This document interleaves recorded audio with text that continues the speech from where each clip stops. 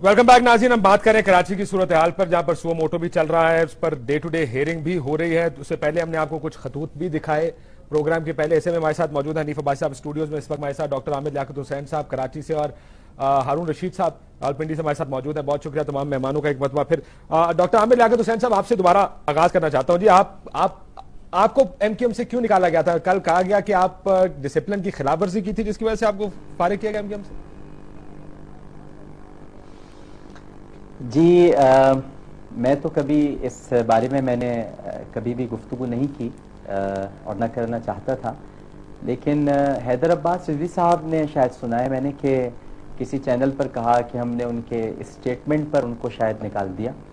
तो पहले तो उनको अपने बड़ों से पूछ लेना चाहिए था कि बात क्या है, और बच्चों को बोलने से पहले बड़ों से मालूमात हासिल कर लेनी चाहिए कि, और ज़ाहिर है कि उनकी और जुल्फ़िकार मिर्ज़ा साहब की आपस में लड़ाई चल रही है।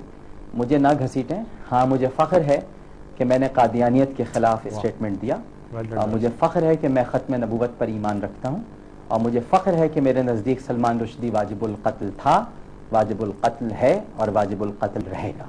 अगर ये स्टेटमेंट मेरे निकलने का सबब बना है तो मेरे इस निकलने पर भी मुझे बहुत फ़ख्र है, और इस एज़ाज़ पर मैं हमेशा अल्लाह ताला के हुज़ूर सरबसजूद रहूँगा।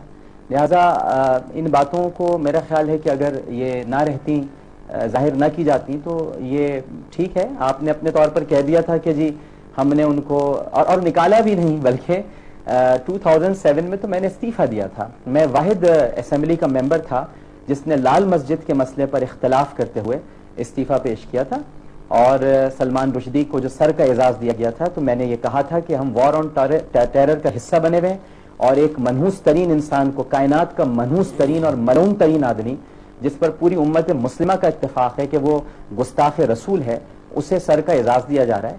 तो मैंने उस पर एहतजाज किया था, और खुलकर एहतजाज किया था, ये पूरी दुनिया को मालूम है। मैंने इस्तीफ़ा दे दिया था 2007 में। 2007 से लेकर 2008 तक तो मुझे नहीं निकाला गया, लेकिन ख़त्म नबूवत का जब इशू हुआ, और मैं आज भी आपके प्रोग्राम पे ऑन रिकॉर्ड कहता हूँ कि ना मैंने कभी किसी अहमदी या कादियानी को वाजिबुल कत्ल कहा, ना ये कहा कि उन्हें कत्ल कर दिया जाए, बल्कि ख़ास तौर पर उस वक्त मेरे उस प्रोग्राम को बुनियाद बनाकर न जाने किन नादीदा कुव्वतों ने 2 कादियानियों को कत्ल किया, जिसका इल्ज़ाम भी मुझ पर थोप दिया गया, और आज तक मैं इसका जवाब देता रहता हूँ। मैं तो आपसे ये कहूँगा कि मेरा दीन, मेरे सरकार हमें ये सिखाते हैं कि किसी एक इंसान का कत्ल पूरी इंसानियत का कत्ल है, ना हम तो आप पर ये इल्जाम लगा और ना जायज मानते हैं। वो इल्जाम लगा था क्योंकि उन्होंने कहा कि जी डिसिप्लिन की खिलाफवर्जी करने पर डॉक्टर आमिर लियाकत हुसैन साहब को पार्टी से निकाला गया। देखिए पता नहीं जी, वो अगर डिसिप्लिन की खिलाफ वर्जी खत्म नबूवत पर ईमान है, तो ये खिलाफ वर्जी तो मैं क़यामत तक करता रहूंगा भाई। बिल्कुल दुरुस्त। अब्बासी साहब, उन्होंने तो अपना पहले मैं डॉक्टर साहब को सलाम पेश करता हूँ डॉक्टर साहब। और डॉक्टर साहब, इस हकीकत का मुझे डे 1 से मालूम है, और मैं आपकी अजमत को सलाम पेश करता हूँ, और इसके अलावा और कोई दूसरी बात नहीं, मैं आपकी जगह गवाही देता हूँ। और मैं समझता हूँ कि आपने हमारे लिए भी एक जज्बा ईमानी पैदा किया है, हर मुसलमान के लिए जिसके ईमान ही मुकम्मल नबी पाक सल्लल्लाहु अलैहि वसल्लम के बाद होता है। अगर उन पे ईमान नहीं है तो हमारा ईमान मुकम्मल नहीं। लेकिन आज मैं जिस मौजू के ऊपर आज यहाँ बैठा हूँ, मैं सिर्फ आपसे काशिफ ये कहना चाहता हूँ कि अगर आप संजीदगी के साथ इस सब्जेक्ट को लें, बहुत संजीदगी के साथ, नहीं मैं आप ले रहे हैं, और आप वो वाहिद एंकर हैं। मैं ये नहीं, किसी को ये तासुर जाना चाहिए कि मैं जो बात करने लगा हूँ बिल्कुल अपने दिल की बात और गैर जानबदाराना बात करने लगा हूँ, कि आपने सबसे पहले इस खत को एक्सपोज किया, और आपने एक ऐसे जर्नलिस्ट का आप मुजाहरा किया है, जर्नलिज्म का, कि जिसमें इन्वेस्टिगेशन होती है, और जब भी इन्वेस्टिगेशन होगी और जो शख्स भी गिल्टी होगा वो उस पर फ्लेयर अप होगा। ना आपको घबराने की जरूरत है, ना आपके अदारे को घबराने की जरूरत है। मेरा ख्याल है हकीकत होती है, सच होता है। आज भी हम पे बार बार इल्जाम लगाया जा रहा है कि आप मेरा ख्याल है काशिफ, का जवाब दे रहे हैं। अगर आप पे इल्जाम लगाया जा रहा है तो फिर डीजी रेंजर ने जो बात की है कितनी अफसोसनाक है। उन्होंने कहा है कि तमाम सियासी जमातों, यानी तमाम से मुराद मैं नाम ले देता हूं ताकि तमाम में हम भी ना आ जाएं। उन्होंने कहा कि ANP, मुत्तहिदा कौमी मूवमेंट, और पीपल्स अमन वो जो पार्टी है यानी पीपल्स पार्टी, और बाकी जो फिरका वारियत पर मबनी तंजीमें हैं, सुन्नी तहरीक, मैं वही कह रहा हूं, उन सब के ऑफिस के अंदर क्रिमिनल लोग जो हैं वो पनाह लिए हुए हैं, और कराची की हालत वजीरिस्तान से बदतर है। यानी ये कौन कह रहा है? डीजी रेंजर कह रहा है, जिसके ऊपर मुत्तहिदा कौमी मूवमेंट ने भी कहा था कि ये ڈی جی رینجر جو ہے ہمیں قابل قبول ہے. اتنے خراب حالات ہیں کراچی کے. آج اس صورتحال کو دیکھتے ہوئے جو ہارون رشید صاحب نے بات کی ہے ہمیں اس طرف جانا ہے. اور وہ کیا ہے؟ دیکھیں ایک شخص نے 10,000 اپنے بھرتی کر لیے پولیس کے اندر, 3 لاکھ اس نے اسلحے کے لائسنس دے دیے. دوسروں نے اپنے دور حکومت میں یعنی اس سے پہلے جو متحدہ قومی موومنٹ کے لوگ تھے 10,000 انہوں نے کر لیے, اور انہوں نے بھی اپنے پاس کوئی 2-2.5 لاکھ روپے 2-2.5 لاکھ ویپن اکٹھے کر لیے. جس شہر کی یہ حالت بن جائے اس شہر کو صاف کرنے کے لیے قانون کو حرکت میں آنا ہے. وہ قانون حرکت میں اسی وقت آئے گا جب تک غیر جانبدار آفیسرز جو ہیں وہ آپ وہاں نہیں لگائیں گے, ان کو فری ہینڈ نہیں دیں گے. جیسے انہوں نے مثال دی آپ کو اس ایکشن کی جہاں پہ اپنے ہی گورنر کو پاکستان مسلم لیگ نون نے جو ہے اپنے وزیر اعلیٰ کو برطرف کر کے گورنر راج قائم کیا, اور پھر وہاں کی انتظامیہ کو فری ہینڈ دیا, اور اس کے نتائج جو بھی آئے, میں یہ نہیں کہتا کہ 100% آئے, میں کہتا ہوں 75% آئے, 80% آئے.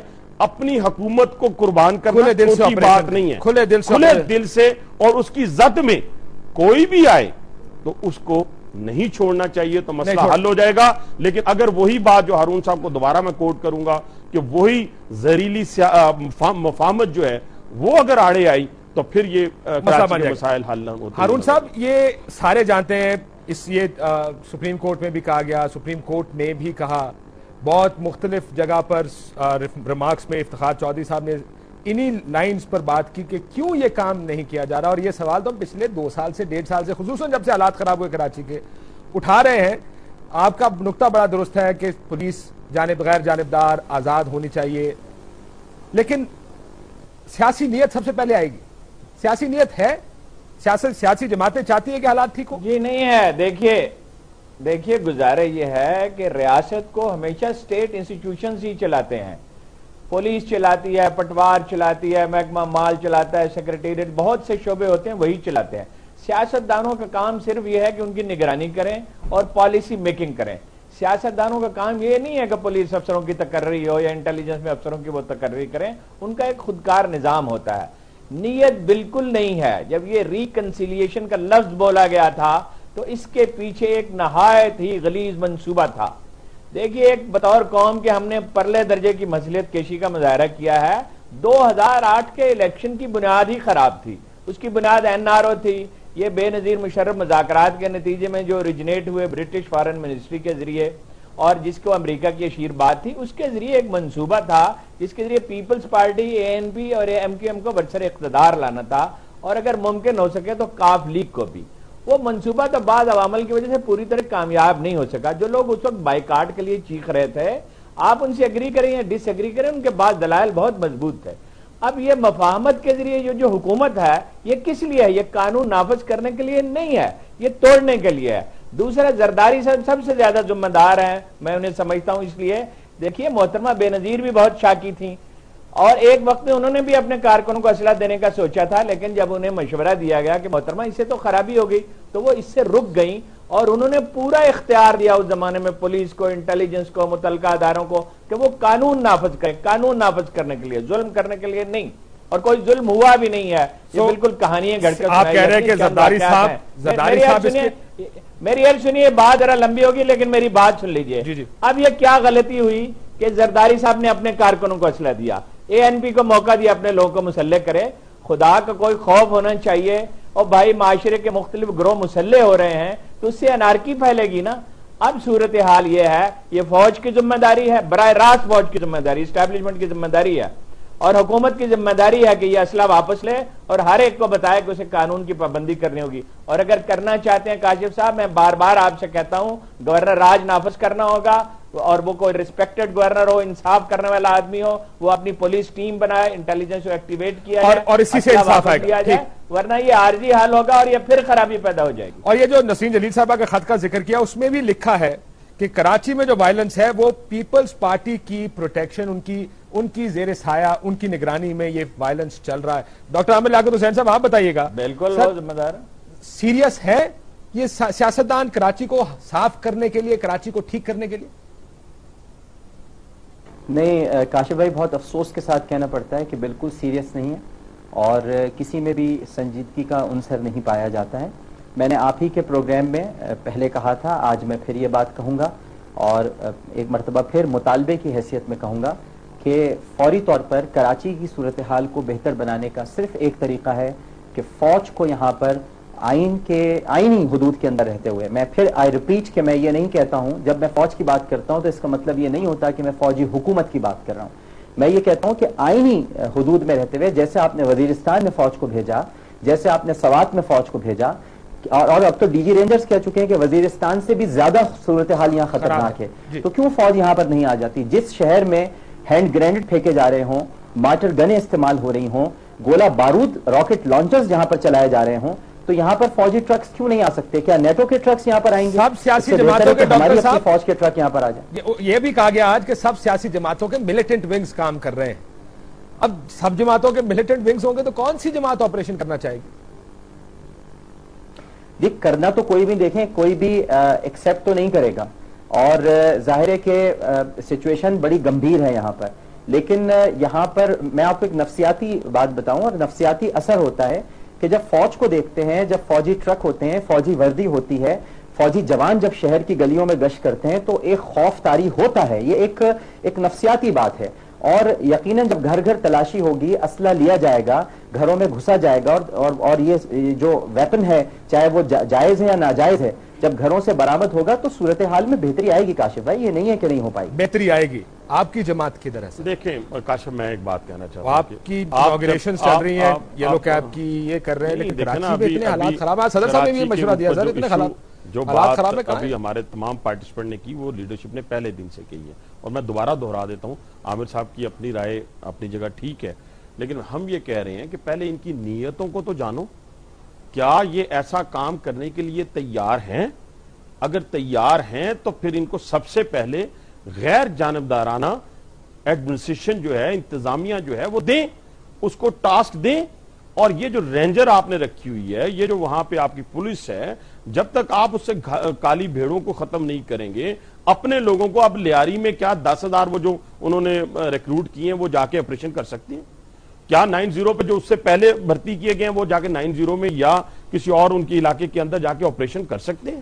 پہلے آپ یہ کام کریں، جو آپ کے پاس آلریڈی آپ کے پاس ایڈمنسٹریشن موجود ہے، قانونی طور پہ کانسٹیٹیوشنلی آپ کے پاس ادارے موجود ہیں، اور انسٹیٹیوشنز کو جیسے انہوں نے ہارون صاحب نے کہا وہی اسٹیٹ کو چلاتے ہیں، ان کو تو موقع دیں بھرپور طریقے سے۔ اگر آپ فوج کو لے کے آتے ہیں اور فوج کو اسی گلیوں اور محلوں کے اندر آپ لڑائی میں شامل کرتے ہیں، تو آپ نے تو جو آخری آپشن ہے سب سے پہلے استعمال کر لیں۔ سب سے پہلے آپ کہہ رہے ہیں کہ فوج آخری آپشن ہونا چاہیے، فوج کے تو آئینی طور کے اوپر اگر وہاں کا جو حکومت ہے بلانا چاہے تو وہ ٹھیک ہے، لیکن اس سے پہلے یہ کام جو کرنا ہے، اس سے کرنے سے ان کی نیت کا اظہار ہو جائے۔ اور جو افتخار چودھری صاحب سو موٹو کر رہے ہیں، بالکل بات میں ایک بات کہنا چاہوں گا، حنیف عباسی صاحب بالکل صحیح بات کہہ رہے ہیں، میں کلی طور پر اتفاق کرتا ہوں، لیکن جس پولیس کو اور جن اداروں کے سربراہ عبد الرحمان ملک ہوں، جو مطلب یہ کہ ایک مستند ترین جھوٹے انسان ہیں، اور جو اپنے آپ کو اب تک رحمان ملک کہنے پر مصر ہیں، ان کو عبد الرحمان اپنے آپ کو کہنا چاہیے، جو اپنے آپ کو رحمان کہتے ہوں، تو ان کی سرکردگی میں پولیس اور رینجرز کیا کر سکے گی؟ بالکل عامر بھائی، میں آپ سے یہی ہم نے پولیس اور رینجرز کو دیکھ لیا۔ عامر بھائی میں یہی کہہ رہا ہوں کہ آپ تطہیر کریں، یعنی ان لوگوں کو نکالیں، وہ جتنے لوگ ہیں جو اس وقت کمیٹڈ نہیں ہے آپریشن کرنے میں یا کمیٹڈ نہیں ہے اپنی ڈیوٹی کو انجام دینے میں، ان کو فارغ کریں۔ کتنا ٹائم لگتا ہے؟ دیکھیں نا، اگر آپ وزارتوں میں دعویٰ کرتے ہوئے 1 منٹ لگتا ہے، اوپر سے شروع کرنا نکالتے ہوئے 1 منٹ لگتا ہے، اوپر سے شروع کرنا پڑے گا نا بات۔ ہاں بالکل اوپر سے شروع۔ وہ یہ کہتے ہیں کہ پھر رحمان ملک صاحب نہیں جائیں گے تو آپریشن صاحب نہیں ہوگا، لیکن میں بریک لے لوں، بریک کے بعد ہارون صاحب واپس آ کے تھوڑا ٹائم ہوگا میرے پاس، کیا رحمان ملک صاحب کی موجودگی میں پولیس اور رینجرز کا ایک شفاف ایسا آپریشن ہو سکتا ہے جو کراچی کو صاف کر دے؟ After the short break.